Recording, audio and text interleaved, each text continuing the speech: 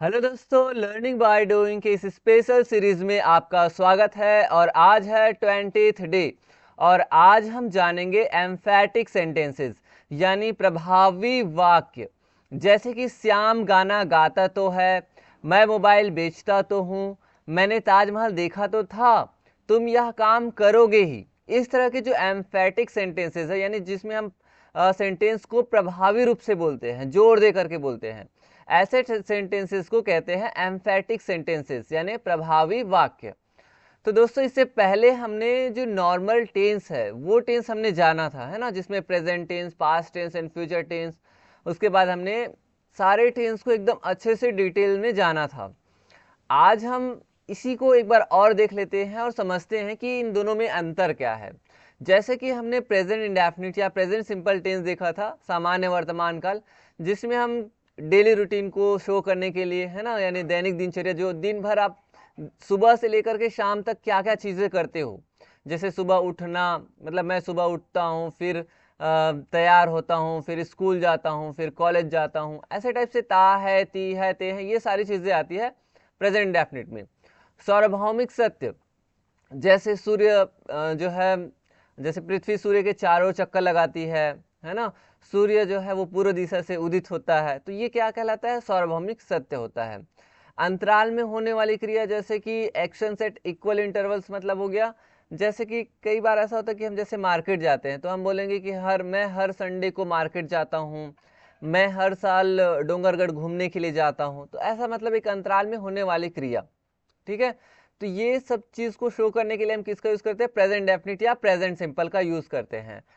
तो वैसे ही इसका जो पहचान है वो ता है, ती है, ते है, ता हूं, ये सारी चीजें आती है, जिसका स्ट्रक्चर बहुत ही इजी रहता है। सब्जेक्ट पहले लिखते हैं, यानी कोई भी सब्जेक्ट है, उसके बाद फिर वर्ब की फर्स्ट फॉर्म, चाहे उसके बाद एस या फिर एस ऐड करना होता है ना सब्जेक्ट के अकॉर्डिंग। अगर सब्जेक्ट ही, शी, इट या फिर सिंगुलर होता है तब एस या फिर एस ऐड करते हैं। उसके बाद फिर ऑब्जेक्ट।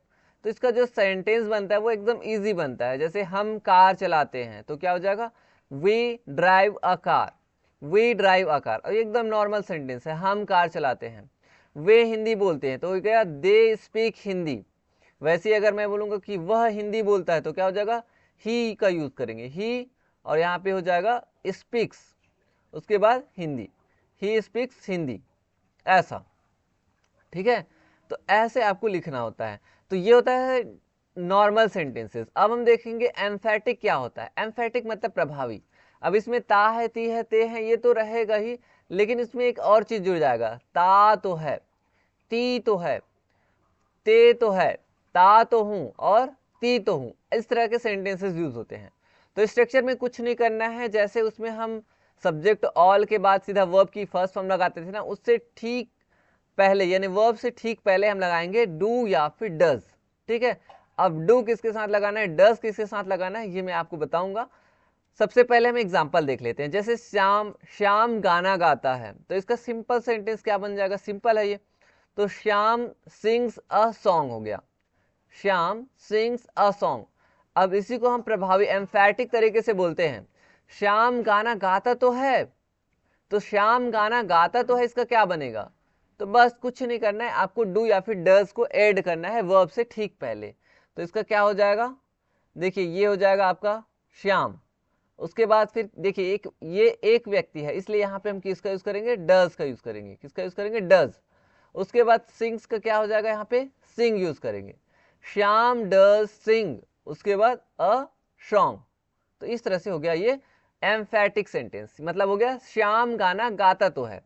ठीक है, बहुत ही इजी, कुछ नहीं करना है, बस डू या फिर डज का यूज करना है प्रेजेंट डेफिनेट में, फिर ये हो जाता है एम्फैटिक सेंटेंस। अब चलिए देखते हैं कब डू लगाना है और कब डज लगाना है। तो अगर सब्जेक्ट, ठीक है, अगर सब्जेक्ट हो गया आई, वे, यू, दे और एक से ज्यादा लोग या चीज, ठीक है, तो ये हो जाता है डू का यूज। उसके बाद फिर एज इट इज लिखना है। और अगर सब्जेक्ट आपके हैं ही, शी, इट या फिर कोई एक व्यक्ति या एक चीज, तब लगाना है डज। ठीक है, तो ये बहुत ईजी है, इसको हमने ऑलरेडी पढ़ा हुआ है प्रेजेंट इंडेफिनिट टेंस में। तो ऐसे एम्फैटिक बनाना है। जैसे मैं पत्र लिखता तो हूं, ऐसा अगर बोलना है तो क्या बोलोगे, I do write a letter, I do write a letter. हम पत्र लिखते तो है, तो क्या हो जाएगा, we do write a letter. तुम पत्र लिखते तो हो, क्या हो जाएगा, you do write a letter. वे पत्र लिखते तो हैं, they do write a letter. Ram और श्याम पत्र लिखते तो है, Ram and Shyam do write a letter. वह पत्र लिखता तो है, ही डज राइट अ लेटर। वह पत्र लिखती तो है, she does write a letter. यह पत्र लिखता तो है, it does write a letter. Ram पत्र लिखता तो है, Ram does write a letter. तो ऐसे आपको बनाना है, बहुत ईजी है, कुछ नहीं करना है, डू या फिर डज का यूज करना है। और भी एग्जांपल्स देखते हैं। देखिए, सूर्य पूर्व दिशा से उगता तो है, the sun does rise the east. The sun does rise the east. ठीक है, राइज, क्योंकि देखिए यहाँ पे ना सन क्या है, सूर्य क्या है, एक है, इसलिए यहाँ पे डज का यूज किए। वैसे ही पृथ्वी सूर्य के चारों ओर घूमती तो है, the earth does revolve around the sun. The earth does revolve around the सन।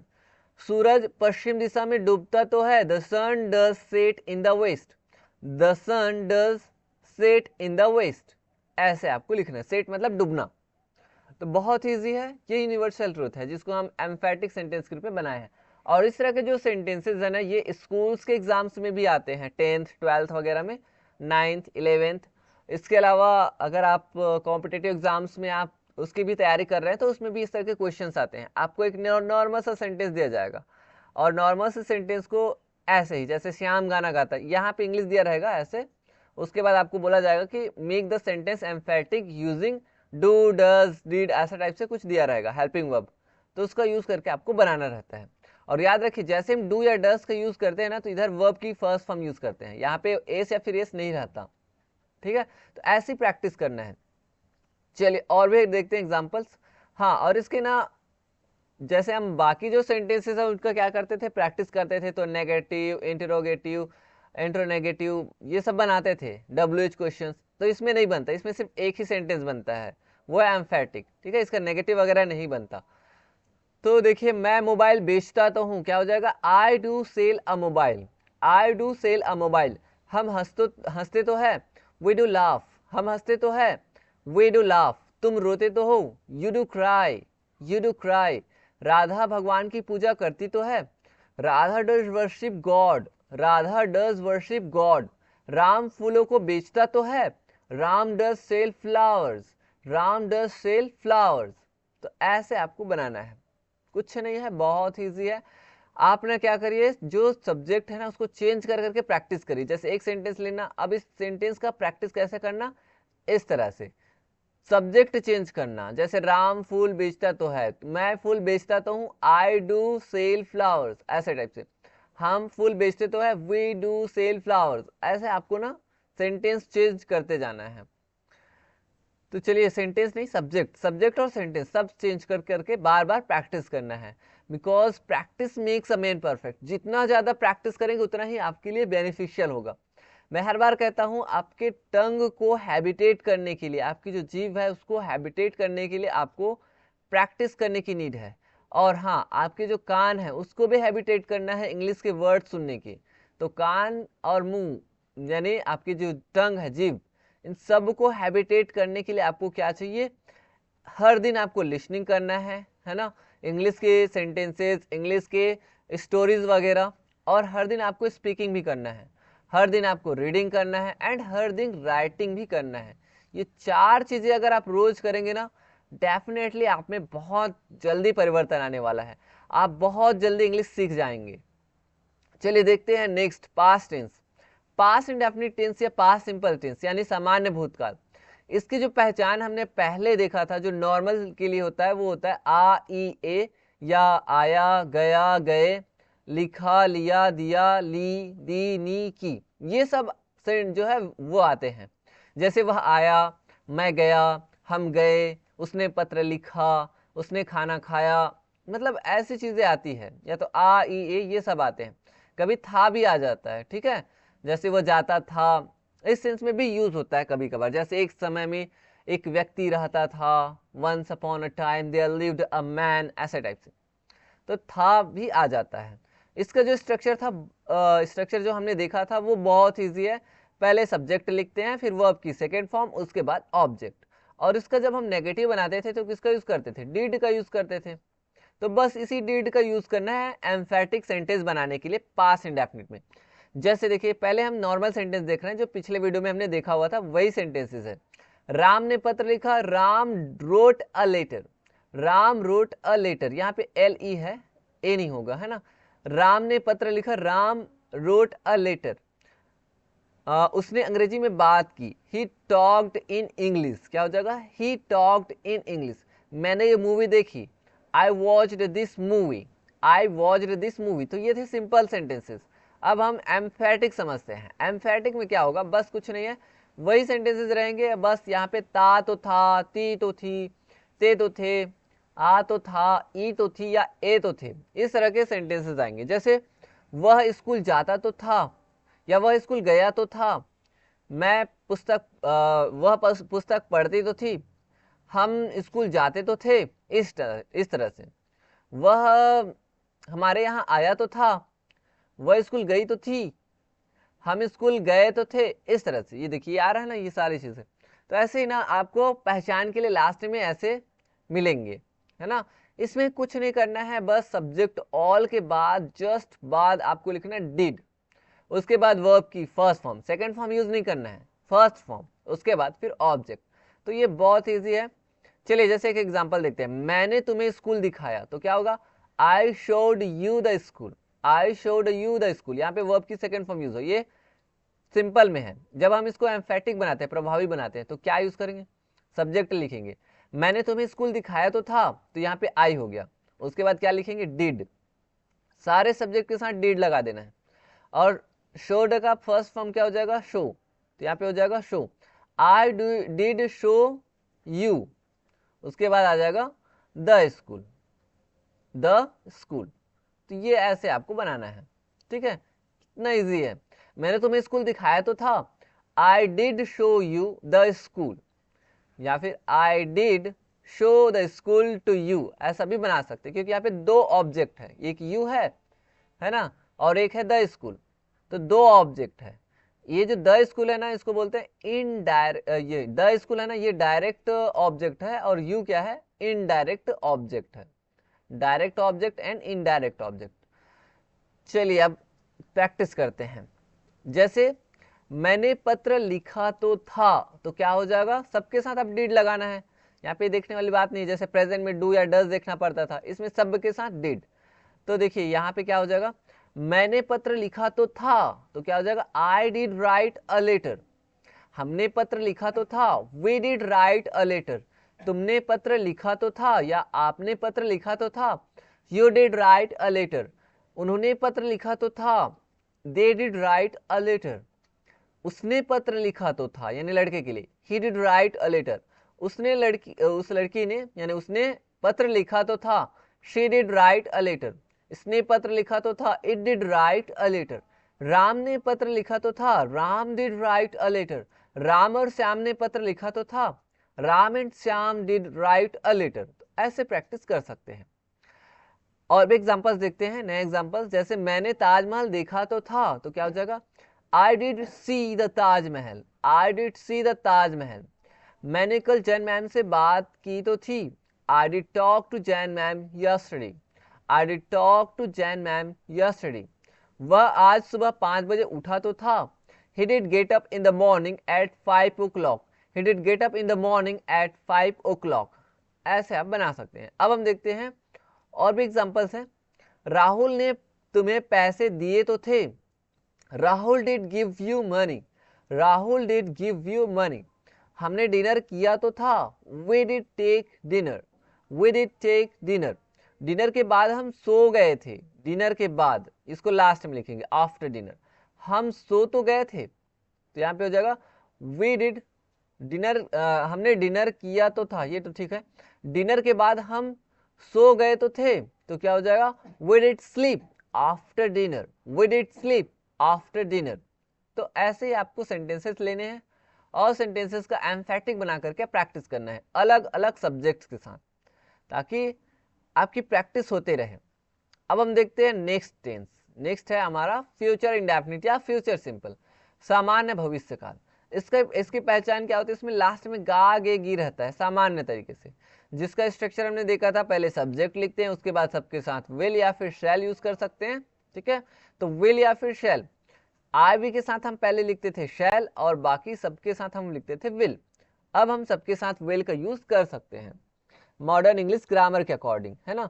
तो यहाँ पे सब्जेक्ट ऑल, कोई भी सब्जेक्ट रहे, उसके बाद हम विल या फिर शैल का यूज करेंगे, फिर वर्ब की first form and then object. ये सामान्य वर्तमान काल की है, यानी फ्यूचर इंडेफिनिट टेंस की। जैसे मैं क्रिकेट खेलूंगा तो क्या हो जाएगा, आई शैल प्ले क्रिकेट, या आप लिख सकते हैं आई विल प्ले क्रिकेट। वह गाना गाएगी का क्या हो जाएगा, she will sing a song. वे नाचेंगे, दे विल डांस। तो ये सिंपल था। अब इसका हम एम्फेटिक बनाएंगे तो पहचान कैसे हो जाएगा, वह ऐसा करेगा ही, ऐसे सेंस में यूज होगा।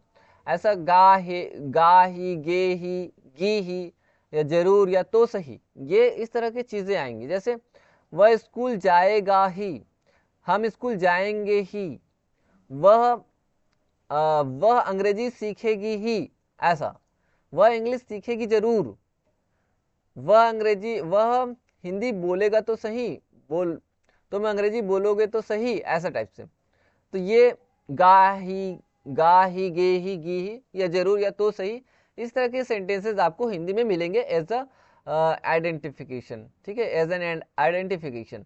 तो इसका जो स्ट्रक्चर है बहुत ईजी है, बस विल या फिर शैल है ना, जैसे ये स्ट्रक्चर बना, सब्जेक्ट ऑल विल शैल, उसके जस्ट बाद लिखना है डू, बस डू का यूज करना है इसमें, फ्यूचर में डू का यूज करना है एम्फेटिक बनाने के लिए, यानी शैल डू या विल डू। ठीक है, फिर वही हो जाता है आपका एम्फेटिक सेंटेंस। चलिए, जैसे मैं क्रिकेट खेलूंगा क्या हो जाएगा, आई शैल प्ले क्रिकेट, लेकिन मैं क्रिकेट खेलूंगा ही, मैं क्रिकेट खेलूंगा जरूर, तो इसमें क्या हो जाएगा आपका, इसमें आ जाएगा आई और यहाँ पे शैल, उसके जस्ट बाद लिखेंगे डू, आई शैल डू, उसके बाद एज इट इज रहेगा आई शैल डू, उसके बाद हो जाएगा प्ले क्रिकेट।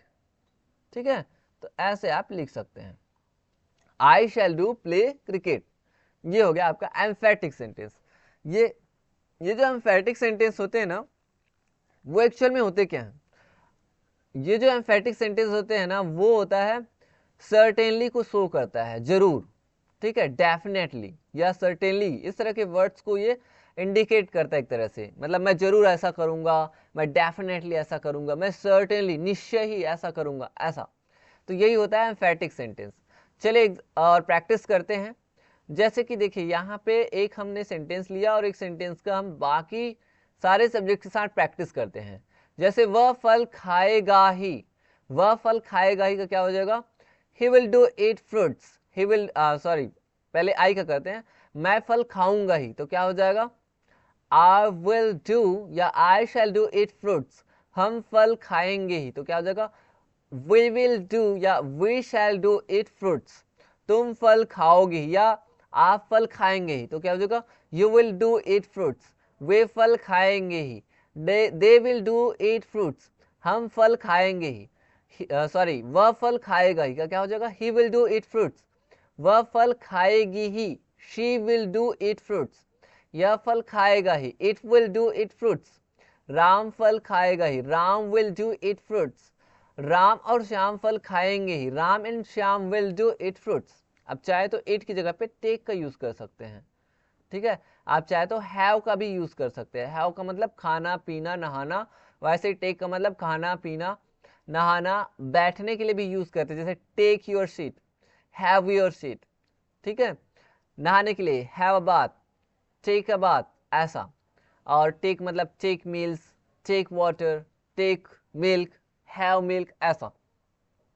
और भी एग्जांपल्स है, उसको देख लेते हैं। देखिए, तुम रात को सोओगे ही, तुम रात को सोओगे ही, तो क्या हो जाएगा, you will do sleep at night, you will do sleep at night, मैं एक नई कहानी बनाने की परियोजना शुरू करूंगा ही, तो हो जाएगा I shall do start, I shall do start a new story telling project, I shall do start a new story telling project, वह अपनी हिंदी व्याकरण कौशल में सुधार करेगी ही, she will do improve her Hindi grammar skills, she will do improve her Hindi grammar skills, वे एक पुस्तक प्रकाशित करेंगे ही, they will do publish a book, they will do publish a book. तो ऐसे आप बना सकते हैं, बस कुछ नहीं, विल डू या शैल डू का यूज करना है। तुम यह काम करोगे ही, you will do this, you will do, यहाँ पे देखिए तुम यह काम करोगे ही, तो यहाँ पे ना एक डू तो एम्फेटिक बनाने के लिए, एक और डू आएगा जो वर्क करने के लिए है। डू की जगह पे हम परफॉर्म का भी यूज कर सकते हैं, तो ये हो जाएगा परफॉर्म, ऐसा, ठीक है। तो आप बोल सकते हो you will do perform this work, या फिर you will do this work, दोनों सही है। मालिक घर को सजाएगा ही, the owner will do decorate the house, the owner will do decorate the house. वह दवाई खरीदेगा ही, he will do by the medicine, he will do by the medicine। मजदूर घर बनाएंगे ही, the laborers will do build the house, the laborers will do build the house। तो इस तरह से दोस्तों हम जो है एम्फेटिक सेंटेंसेस बना सकते हैं। तो आई होप कि आपको एम्फेटिक सेंटेंसेस बनाना समझ में आया होगा, कैसे हम एम्फेटिक सेंटेंसेस बनाते हैं। एक बार फिर से जैसे मैं बात करूं एम्फेटिक सेंटेंस की, एम्फेटिक मतलब होता है सर्टेनली या डेफिनेटली, यानी कि जब हम कोई चीज़ को सर्टेनली या डेफिनेटली के सेंस में समझाते हैं या बताते हैं, ठीक है, तो वही होता है क्या, एम्फेटिक सेंटेंसेस, प्रभावी सेंटेंसेस। तो इस तरह के सेंटेंसेस बनाने के लिए हम प्रेजेंट में किसका यूज करते हैं, प्रेजेंट में हम डू या फिर डज का यूज करते हैं, पास्ट में हम डिड का यूज करते हैं, और फ्यूचर में किसका यूज करते हैं, फ्यूचर में या तो हम शैल लगाते हैं या फिर विल, और उसके बाद लगाते हैं डू। तो इस तरह से हम एम्फेटिक सेंटेंसेस बना सकते हैं। एम्फेटिक सेंटेंसेस का मतलब या तो डेफिनेटली या निश्चय ही होता है, या सर्टेनली होता है, सर्टेनली या डेफिनेटली। तो आई होप कि आप चीज़ें समझ गए हैं, और इस तरह के सेंटेंसेस आप अपनी डेली लाइफ में यूज करते ही होंगे, है ना। तो देखिए मिलेंगे दोस्तों नेक्स्ट वीडियो लेक्चर में, तब तक के लिए आप प्रैक्टिस करते रहिए, एंड थैंक यू।